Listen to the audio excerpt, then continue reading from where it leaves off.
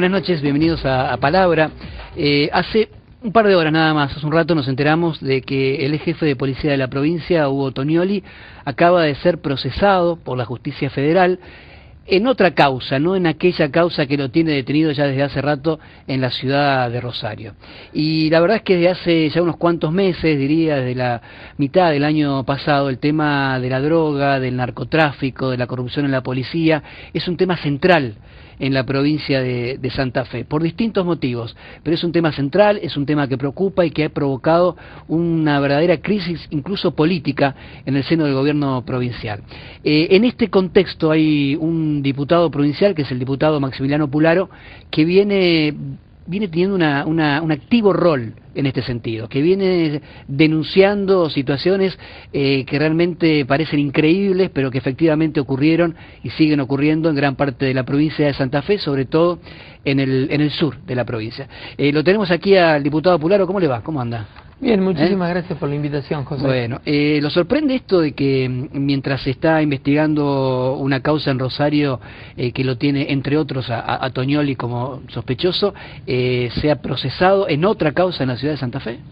La verdad que me sorprende, pero además me preocupa, ¿no?, por la gravedad institucional que tiene el jefe de la policía de la provincia, quien fue un año y medio jefe de policía de la provincia, pero además estuvo a cargo del área de drogas peligrosas.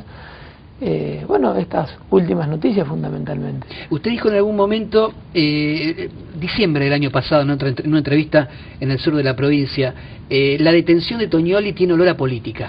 Sí, nosotros lo planteábamos, diría sobre finales del mes de febrero. Hicimos ese planteo cuando lo vuelven a detener a Hugo Tonioli. Por dos motivos lo dijimos. El primer tema tenía que ver que con los mismos elementos que por una causa en el mes de octubre le habían dictado la falta de mérito, con los mismos elementos el mismo juez lo había mandado a detener, pero paradójicamente se lo acusaba de una empresa criminal conjunta, y al narcotraficante, que es Carlos Ascaini, una persona que yo denuncié en reiteradas oportunidades, en ese momento que a mí me iba a hacer la nota estaba en libertad. Entonces, indudablemente tenía un olor a que podía ser una cuestión política, en el marco de diferentes cosas que habían sucedido. Recordemos que por esos días también había sido la operación política que se había utilizado a un periodista de prestigio como Carlos Del Frade para terminar acusándolo a Marcos Escajadillo, y después se sabe que no había ninguna investigación sobre el mismo. Sí, eso fue la verdad algo sorprendente. ¿Ya no cree que esto tenga olor a política? ¿Ya ahora por lo menos dice, bueno, hay elementos como para sospechar en serio en contra de Tonioli? Bueno, son dos causas diferentes. Sí. Tengo entendido que esta tiene que ver con extorsión y con un encubrimiento del jefe de la policía. Dos cosas diferentes. Digo lo mismo que decíamos al principio, que la justicia investigue, que lo haga esta investigación, que lo lleve de manera independiente adelante, porque los santafesinos tenemos que saber y necesitamos saber realmente qué sucedió con algunos casos sumamente importantes y emblemáticos a la provincia de Santa Fe. Creo que le tenemos que seguir el pulso a esas cosas, y la justicia tiene que investigar de manera independiente, y nosotros como dirigentes comprometidos con esto, pero el pueblo santafesino tiene que saber qué es lo que sucedió. Pularo, usted se convirtió en una suerte de paladín de la lucha contra el narcotráfico, con una serie de denuncias, y recién nombró a un tal Carlos Ascaini. Yo le voy a pedir algo, seguramente lo contó muchas veces, pero me parece que vale la pena escuchar nuevamente el relato. ¿Quién es Ascaini?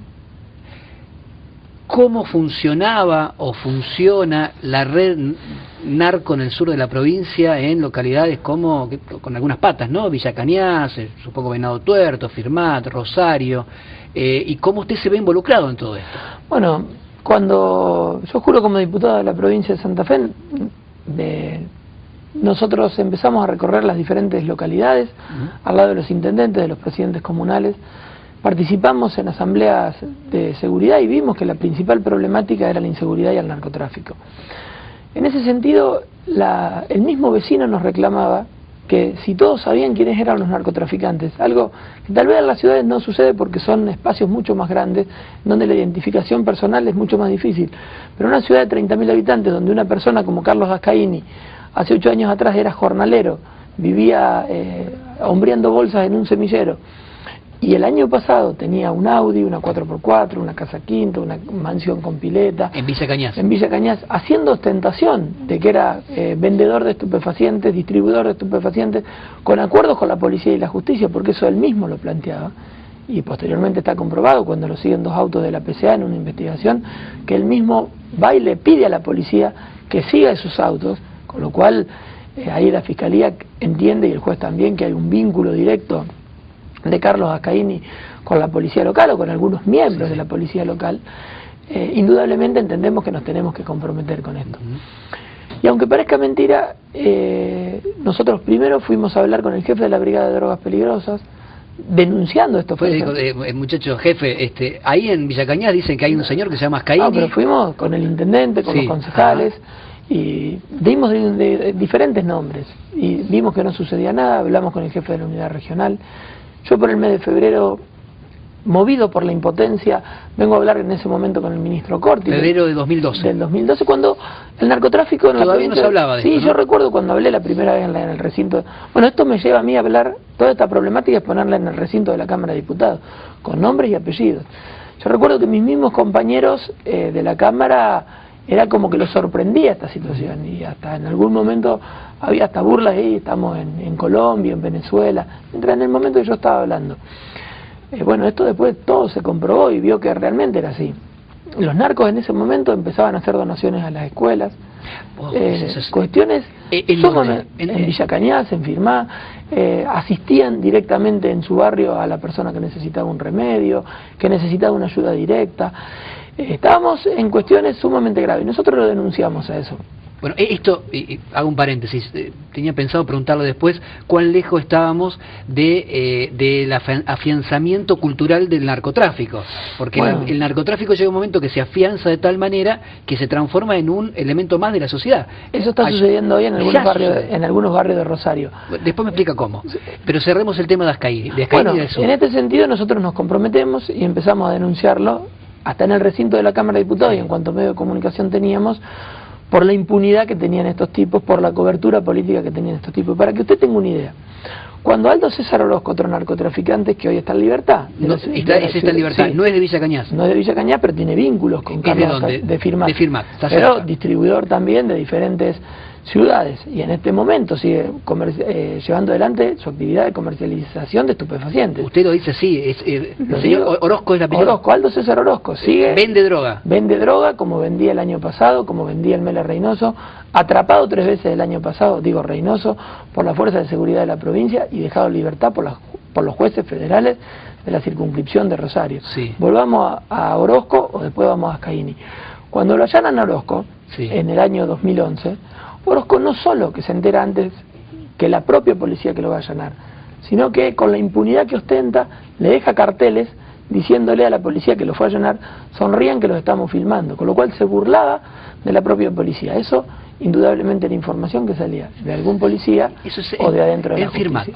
En Firmat. Llegaron y se encontraron con los carteles. Sí, o cuando a Ascaini lo van a allanar, que no encuentran absolutamente nada y les deja las tazas de café caliente como diciéndole que se tomen un café. A propósito. O cuando le va a dar la orden a la policía de Villa Cañas que persiga 2 autos que lo venían siguiendo, el narco a la policía, y eran 2 autos de la PCA que lo estaban investigando. Entonces, esa situación de impunidad comenzó a ser, los vecinos nos venían a decir a nosotros: ¿y ustedes qué hacen desde la política? Vos sos diputado de la provincia, ¿y cómo nosotros podemos estar viviendo esto? Que no es la misma situación que viven en Rosario, porque es como que hay un concepto diferente ya del narco y del soldado en algunos barrios. En Rosario ya está instalado. Digo, lo mismo que sucede en Capital Federal, en el conurbano bonaerense, no es que lo de Santa Fe. ¿Por qué está en libertad este señor Orozco? Bueno, Orozco puntualmente está Aldo Totola Orozco. Aldo Totola Orozco está en libertad porque cuando él es atrapado, lo atrapan en un procedimiento de rutina en la policía de la provincia. Sí.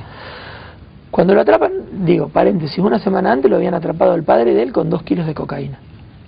Queda en libertad, porque lo agarran en un procedimiento de rutina. Digo, la policía lo para, lo revisa el auto y ve que tenía 2 kilos. Bueno, queda en libertad. 7 días después lo atrapan a él, con 2 abogados arriba del auto, uno de ellos de los abogados armados, y lo agarran con 4 kilos de droga. ¿Y? ¿Qué sucede? Hay 2 testigos que pasan, eso fue a las 3 de la mañana o a las 2 de la mañana en la ciudad de Firmat. Esos 2 testigos Uno es vecino de Aldo César Orozco, con lo cual, y Aldo César Orozco es una persona que además consume, y es una persona...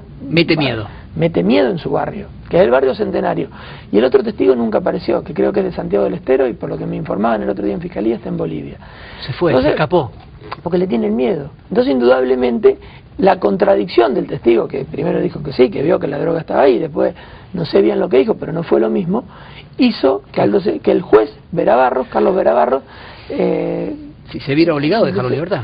Se viera, digo, no? Se cayó el procedimiento. El fiscal Marcelo de Giovanni recusó eso, porque en vez de investigar qué hacían 4 kilos de droga, que está comprobado que estaban ahí, investigaron cómo fue el procedimiento de la policía. Claro, la droga estaba. La droga estaba. El fiscal de Giovanni recusa eso y la Cámara Penal da lugar a lo que dice de Giovanni, y ahora está en casación, con lo cual es probable que Orozco vuelva a prisión. Diputado, vamos a hacer un corte. Sí. Yo, aún siendo periodista, se supone que estoy muy informado, pero a pesar de eso, cuando escucho el relato que usted realiza, me da escalofríos, porque me da la sensación de que la situación alcanza una gravedad inusitada, y creo que para la mayoría desconocida. Para la mayoría de los que nos están viendo y escuchando, estoy seguro. Enseguida seguimos conversando de esto. Me interesa hablar también de Rosario, sí, y de las amenazas que aparecieron en forma pública en su contra, por empezar a investigar estos temas. Perfecto. Enseguida volvemos y seguimos hablando con el diputado Maximiliano Pularo.